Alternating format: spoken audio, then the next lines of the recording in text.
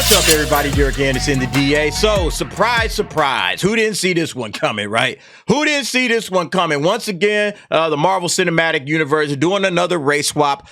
This time, Marvel race swapping the Sentry in Thunderbolts, according to an insider. Wow, you could have knocked me over with a feather. Never saw this one coming. Yet another race swap in the MCU. And this time, they're doing it a little different. So, initially, this article, by the way, is from February of this year. So, this has been in the rumor mill for quite a while right now. And somebody had brought this to my attention on one of my comments, and they said, hey, did you hear they race swapped the Sentry? And I was like, oh, yeah, I'll definitely be commenting on this. So it says the villain of the flick is wanted to be an African-American male in his 30s. So this is what they initially thought that they were going to do, but they switched it up. They switched it up. They probably said, well, shoot, man, we've done a lot of race swaps with black characters already. You know, what races have we not race swapped into yet? You know, let's get our checklist because we haven't kept up with the checklist. It can't just be all black people all the time, or we can't just go to Latino people all the time. We got to find a new race to race swap. You know, have we done American Indians yet? You know, where are we at with that one? You know, but yeah, here's what they decided to do. So unbounding into comics, Robert Kirkman claims Marvel Studios will race swap Sentry with actor Yeun. All right, so that's who they're going to pick. They're going to go with Yeun to do the race swap. So now we're race swapping Sentry into an Asian guy.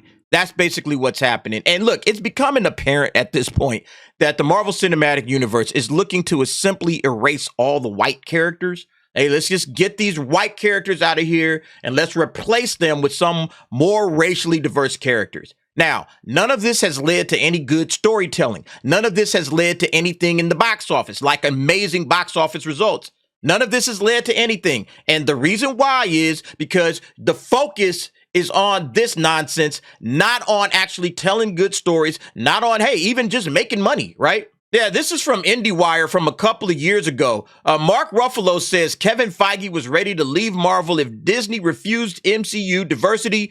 Kevin wanted black superheroes, women superheroes, LGBT superheroes, Ruffalo said. He changed the whole Marvel universe. Yeah, see, when your focus is on this stuff right here, say, yeah, this is what Kevin Feige wanted. He wanted all of this nonsense right here. Nothing about good stories, okay? I guess he thought this good stories and the money, those were just taken for granted. We're going to have all of that stuff. You see, this is a classic example of agenda first, entertainment last. The agenda, we must diversify Hollywood. We got to make Hollywood more diverse. That's the goal. That's the mission.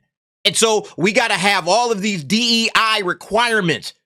Diversity quotas. Oh, yeah, we need a black director to direct these women, a black woman director. That's why this chick from the Marvels got hired. I talked about that on the video. I'll link that above if you didn't see that. That's the reason she got hired. She was a diversity hire. Does that mean that we're going to have a great film? See, again, Kevin Feige thought he was the genius. Oh, it doesn't matter who's directing or writing this stuff. I'm the genius. I got the Marvel formula. Oh, I'm just going to knock it all out the park. All right. Again, agenda first, but my agenda is to make sure that Hollywood is diverse. That's my main mission. That is my mission in life. Not to crank out good stories with good characters, great entertainment for the fans, for the community of Marvel fans. No. Not interested in that. Not even, again, interested in really making money. But he achieves diversity, right? He achieved his diversity with the Marvels. You saw that. Oh, we got women of every race, creed, and color in that thing. Directed and written by women. Box office disaster. And again, this guy isn't going to learn. He's going to keep on doubling down on this stuff. So now we get the Sentry. And look, this is the Sentry. This is Sentry, right? Big, huge, blonde hair, blue-eyed white dude. That's the Sentry. And they want Yeun to play this guy. I don't understand. Like, there are actors that you could get to fit this role. Hell, you could have got John Cena. I don't think John Cena would do it because he's loyal to James Gunn in DC, but you could have got John Cena. Or somebody even had pointed out, what's the name of the guy that plays Jack Reacher? The name evades me right now. I think it's Alan Rickman. I believe that's him. He was also in Titans, but, you know, he was a good actor. I think he's a big dude, you know? Or anybody. You can find people to play this role. And, you know, but again, they got a race swap. They got to go with the race swap because the race swap is the agenda. That is what Disney, that is what Marvel, that's what these cats are all about right now. We got to diversify. We got to make Hollywood super diverse. That's it. And listen, I don't have anything against Steven Yeun, okay? I don't have anything against Steven Yeun. As a matter of fact, I think he is a good actor. He's a great actor, actually. I enjoyed him in The Walking Dead. Everybody kind of knows that's where he's from. But I also enjoy him in Invincible. He does the voice work for Mark. It's like, I like the guy. I like his acting. And honestly, that's part of the reason why they're making this. You know, it reminds me of this article. Now, I'm going to have to go and look for this thing. Now, this article is on That Park Place, and it was actually written a year ago by a friend of the channel, WDW Pro. If you guys aren't subscribed to WDW Pro's channel, definitely go over and do that. This guy has a lot of great information. ThatParkPlace.com as well, great for information in regards to the industry. But this particular article was in regards to a toy industry insider basically saying, yeah, Marvel planned on race swaps for the X-Men. Now, Sentry's not an X-Men, but one of the points that's brought up in this article, I think applies to this situation. Check this out.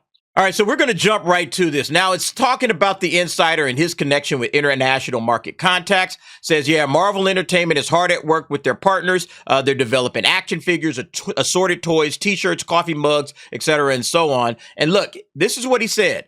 We're now getting this latest rumor / leak that Disney wants to race swap various X-Men. In effect, they want to reduce the number of Caucasian characters. Now, why do I bring this up? Look at this first point that they made. And it's so funny that this is what jumped into my head. But this is what the thinking is. Right now, a big question is how much race swapping to include. The thinking is apparently that race swaps will be more accepted if the incoming swapped in actor is a bigger name, with the thinking that the more marquee the name, the harder it is for fans to object or criticize it. Steven Yeun, Walking Dead, beloved character, beloved actor, also in Invincible. Again, people don't have a problem with Steven Yeun. As a matter of fact, they like Steven Yeun. I like Steven Yeun, all right? I think he's a great actor, but I think this is the reason why they're doing it is because they're trying to just, hey, you know what? We'll put a good actor in there with Sentry. A lot of people don't even know who Sentry is, first of all, but if we put a good actor in there, even those who might object to it, they'll probably be like, yeah, but I like Steve, man. I like Steve. I like his acting. I liked him in Walking Dead. All right, we'll swallow that. You know, that's the thinking that's going on behind the scenes, in my opinion, when it comes to Marvel. And I just remembered that this is how it was looking, you know, when it came to the X-Men, that's what they want to do.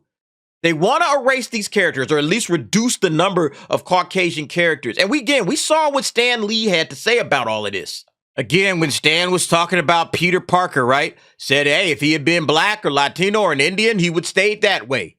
You know, you don't race swap. It has nothing to do with being anti-black or anti-gay or anti-Latino, all right? It says Latino characters should stay Latino. Black Panther should not be Swiss. I see no reason to change that which has already been established when it's so easy to add new characters. Again, that's from Stan Lee, the man himself, all right? The guru, the chief, the big guy.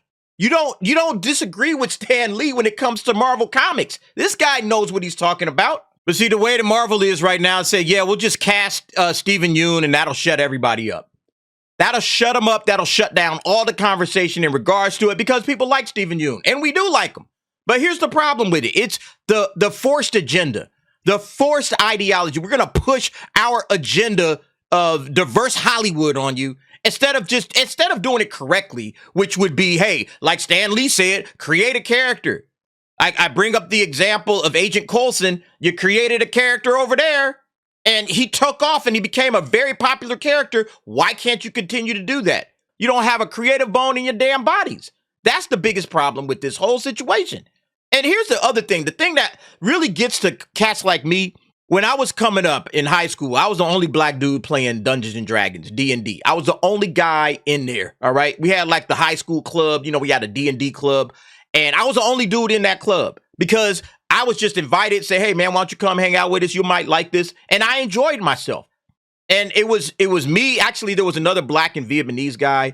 And then there was like a couple of Latino cats. Everybody else was white. Everybody else in the room was white. But I didn't come in demanding representation. Oh, you got to represent the black culture or you got to represent me or whatever. It's just like I'm just here doing what's here. All right.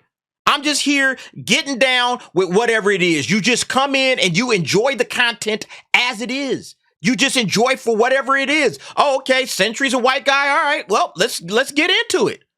You know what? Like the race and all of that stuff didn't matter. We was just a bunch of geeks and nerds playing and enjoying ourselves with Dungeons and Dragons. We was just having a good time. And none of this stuff I didn't need to feel like I'm not represented. I felt very represented by the fact that I was amongst my peoples, all right? The same guys that loved all the same stuff that we did. We was all into sci-fi and comic books and everything, and that's your peoples. Not skin color, not race, none of that stuff. And it's like Marvel doesn't get that. And Hollywood doesn't get that. They think that it's so important to push this agenda, this forced agenda. It's so insulting because we didn't ask for this. We didn't ask for it. Again, like I said, it's Kevin Feige's white guilt. His white guilt is demanding this. Not us, not the fans that are, minorities or whatever. We haven't asked for any of this crap. And it's just insulting and it pisses people off. And again, that's why I go back to these cats are just shallow. They see skin color, they see race, they see all of these things, sex and gender. They see that as the preeminent thing in life. And everybody else is like, I don't see what you seeing here, bruh. Can you just make a good, comic book movie? Can you just tell us a good story that we can enjoy? That's all we're asking for. But yeah, nevertheless, here we go. More race swaps again. And look, kind of hard to hope for the best for this because they're just going to give us more of it. But I just want you guys to remember where this stuff comes from. Again, with this thatparkplace.com article, all right? This is where it's at. In effect, they want to reduce the number of Caucasian characters, and they're going to try to swindle us into just accepting this crap, all right? And that's why I keep speaking out on it because I'm tired of it, and I'm not going to keep accepting this crap. Every single time it's a race swap, as much as I can, I'm going to speak out. But you guys let me know what you think about this whole situation. Are you bothered? Are you bothered by this? All right. A lot of people aren't even tripping off of it, and this is the reason why. That's why I said a lot of people ain't tripping, and this is the reason why. Is because, oh, okay, we got Steven Yeun. Everybody likes Steven Yeun. No big deal. No big deal. Okay. We'll accept it. And we'll move on. But you guys let me know what you think. Jump down in the comments. Give me your thoughts and opinions on that. And thanks for watching. See you next time.